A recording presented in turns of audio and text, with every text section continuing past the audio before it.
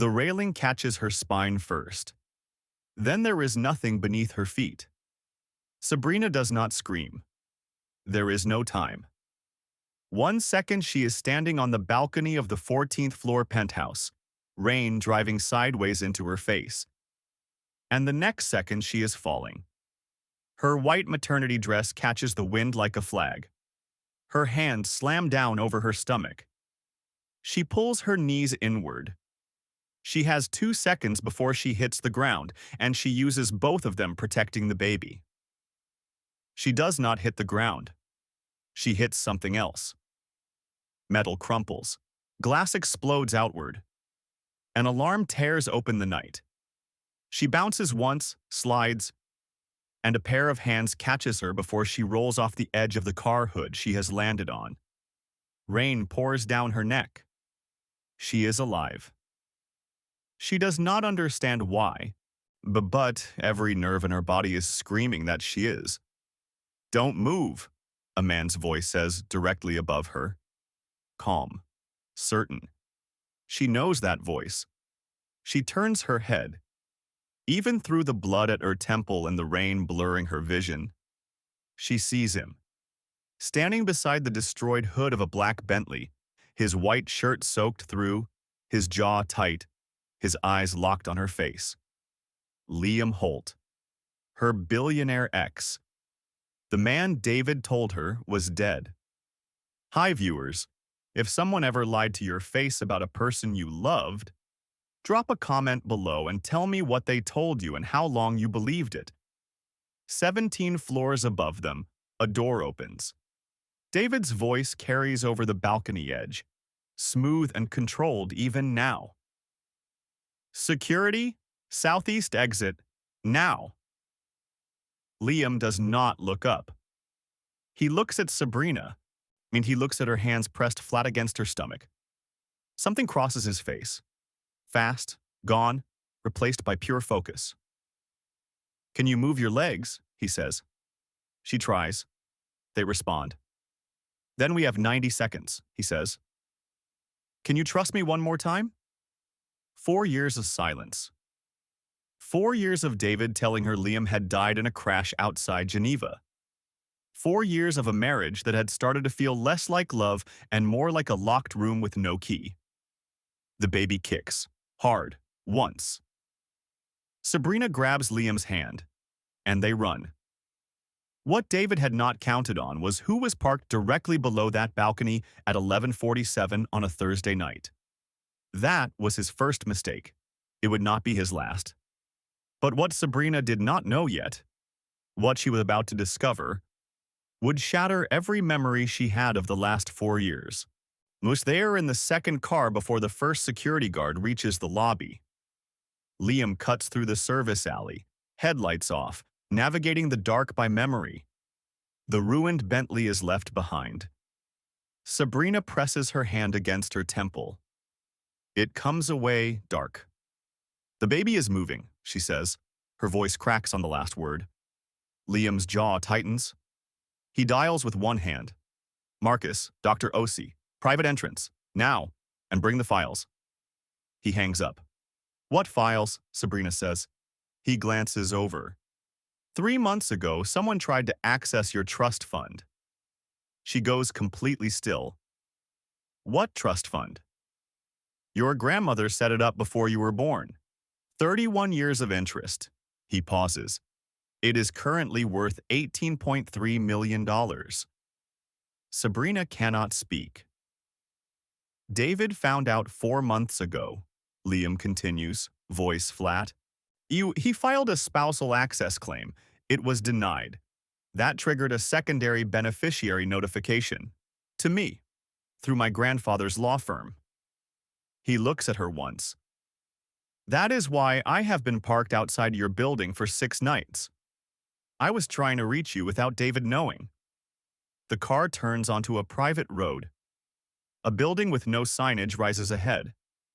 A woman in scrubs waits at the door. Sabrina stares at Liam. "He told me you were dead?" Liam's hand closes into a fist on the gear shift. "I know," he says. I found out 8 months ago what he told you.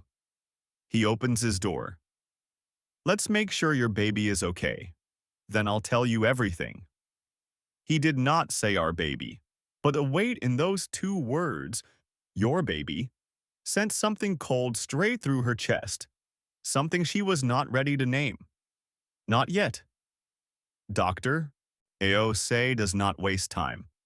Vitals, ultrasound, fetal heart monitor, all within 4 minutes. The baby's heartbeat fills the small room. Strong, steady, 148 beats per minute. Baby is fine, Dr. Osei says. Certain, not comforting. Sabrina needs certainty right now. 2 bruised ribs, a 2.3 centimeter laceration at your left temple, 3 stitches, no internal bleeding detected, but I want 12 hours of monitoring. Liam sets a black folder on the bedside table. David Clark has $6.7 million in personal debt, he says, structured across 11 accounts in 3 countries. He has been moving money through your joint accounts for 26 months, small amounts, irregular intervals, designed to avoid bank alerts. He pauses. From your joint accounts, $340,000. Money from the business accounts tied to your mother's company, $890,000. Sabrina's voice is completely flat. That company was my mother's. She built it for 22 years. The financial manager he hired to help it has worked for David for 9 years. The room is quiet. The baby's heartbeat continues on the monitor, steady, unmoved. Sabrina picks up the first page. She reads slowly. And as she reads, something changes in her face. Not tears, not rage. Something harder than both.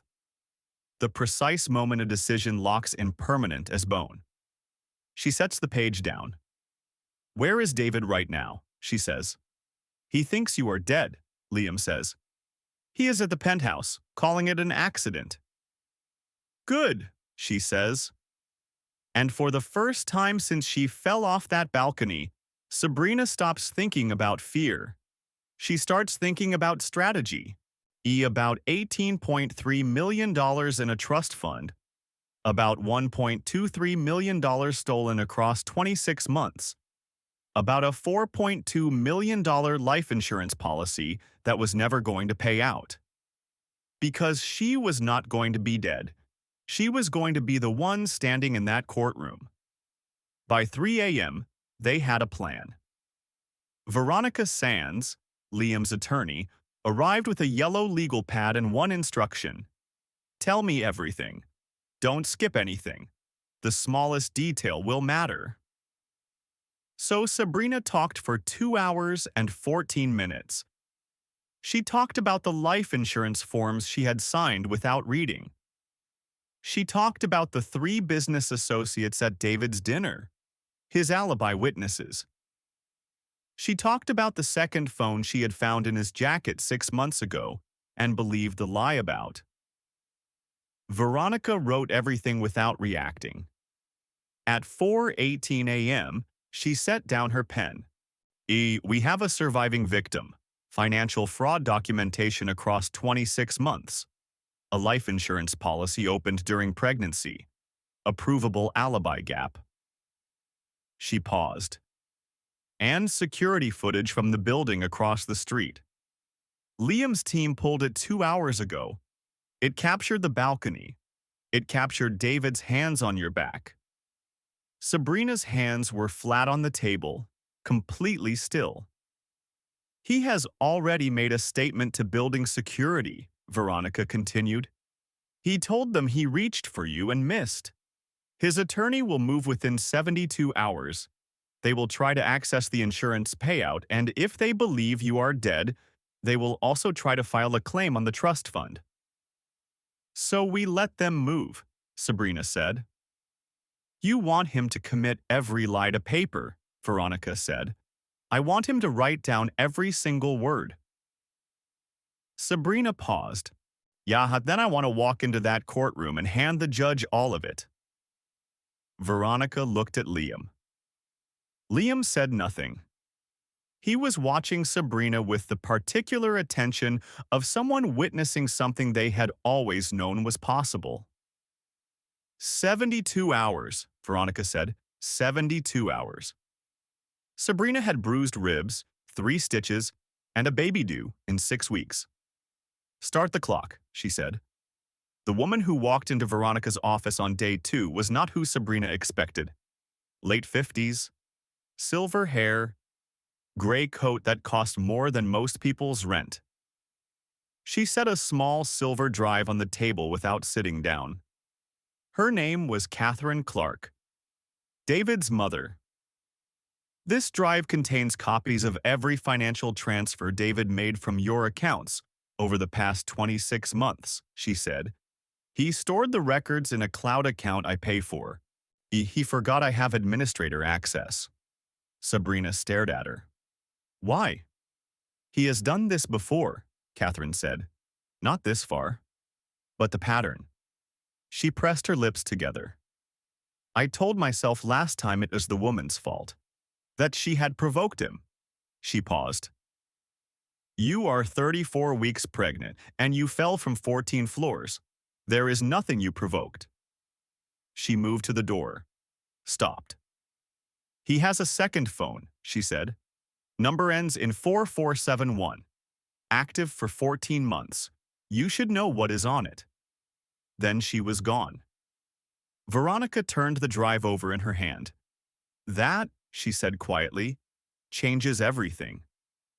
The number ending in 4471 belonged to a paralegal named Dana Ferris, at the exact firm that had denied David's claim on Sabrina's trust fund.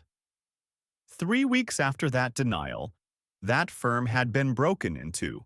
One file accessed, Sabrina's grandmother's trust document. David had not stumbled onto the trust fund. He had sent someone to steal the details. Hi, viewers. If you have ever stayed silent about something you witnessed because you were afraid, this is your reminder. Silence has a cost too. Drop a comment.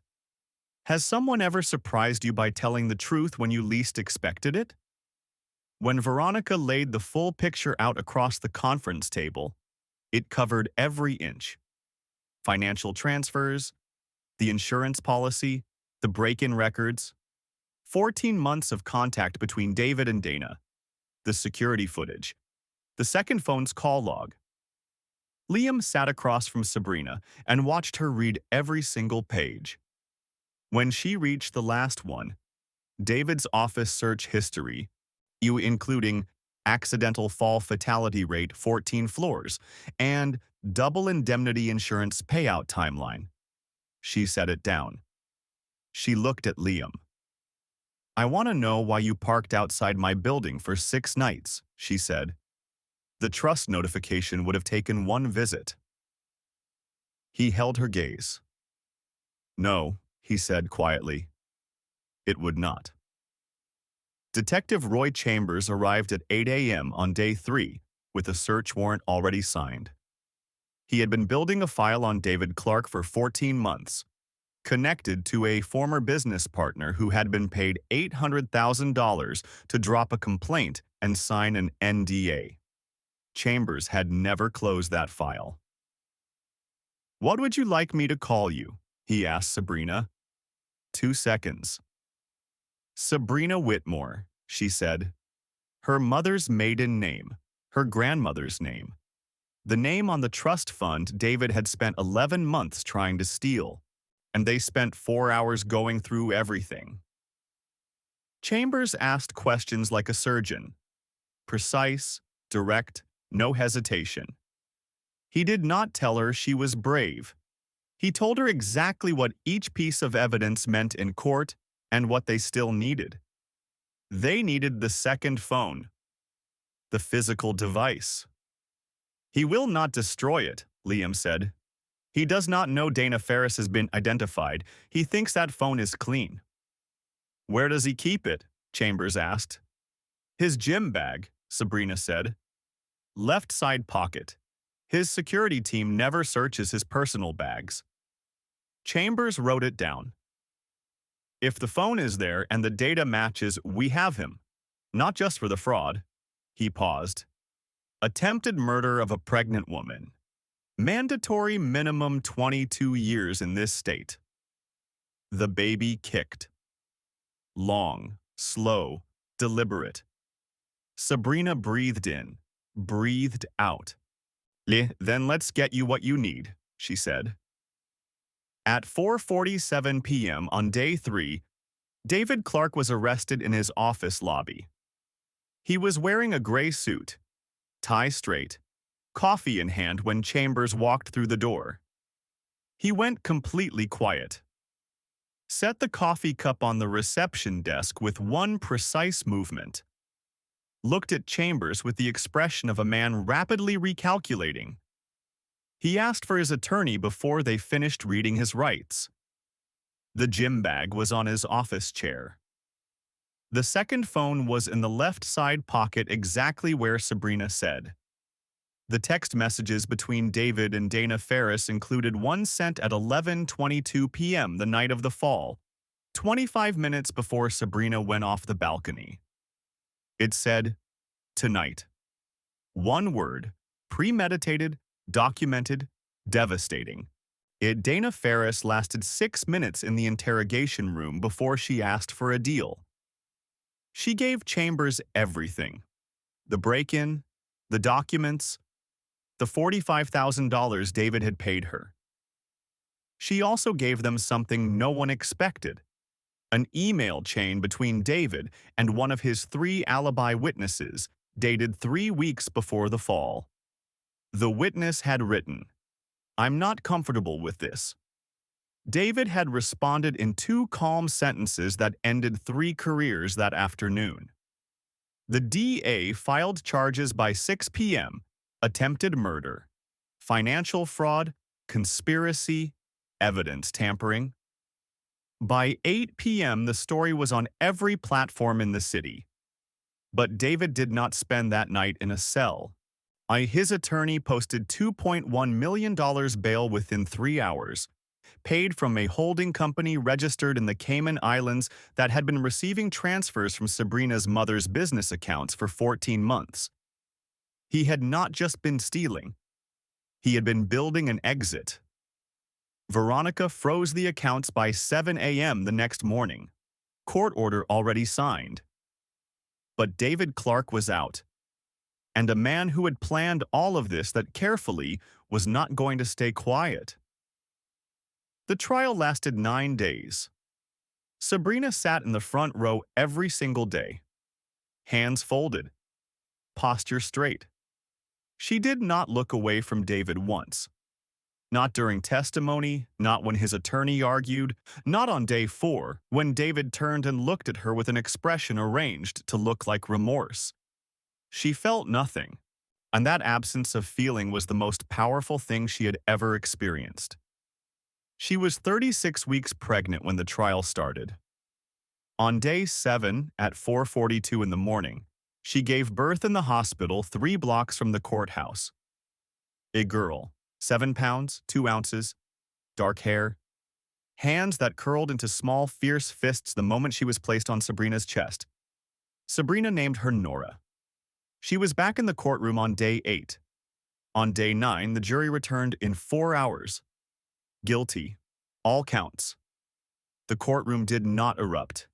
It settled, the way a door seals shut on everything that was. Veronica wrote one word on her legal pad and underlined it 3 times. Sabrina looked at David. He was staring at the table. The composure of 9 days finally gone. Replaced not by rage, not by tears, but by the small, inaccurate expression of a man discovering his plan was not as perfect as he believed. The judge sentenced him 6 weeks later. 31 years. No parole eligibility for the first 18. Sabrina was not in the courtroom for the sentencing. She was home. Nora was 3 weeks old. The sun was through the kitchen window. She was drinking coffee and listening to her daughter breathe. Veronica's text came through. She read it once, set her phone face down, picked up her coffee. That was all. 8 months later, Sabrina Whitmore stood in front of 43 women in a community center on the east side of the city.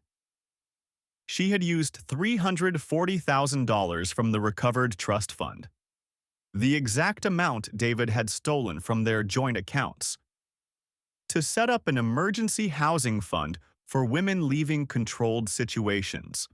But she had used the villain's theft to fund the weapon against him. That was not coincidence. That was a choice. She did not tell the story the way the news had reported it. Dramatic, cinematic. She told the smaller story. The life insurance form she signed without reading. The financial manager who CC'd her husband on reports from her own mother's company. The second phone she had found and believed the lie about. The thing about a controlled situation, she said, is that from the inside, it does not look like control. It looks like being loved. It looks like someone who wants to handle everything for you. She paused. Until the day the smoothness is the warning sign. She looked out at the room. I did not know I was strong enough to do any of what I did. But here is what I know now. He did not make me strong. I was already that person. He just forced me to prove it. Pause. He thought he was ending my story. He was just ending his own. Nora turned 1 year old on a Saturday in April. The party was small. Veronica came. Roy Chambers came with his wife and a card that said nothing except "well done" in his precise handwriting. Dr. O.C. held Nora for 40 minutes and refused to put her down.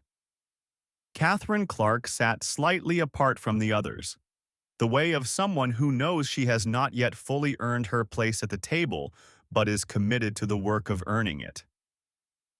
When Nora grabbed her finger and laughed, something crossed Catherine's face that looked like it had been waiting a long time to be allowed out.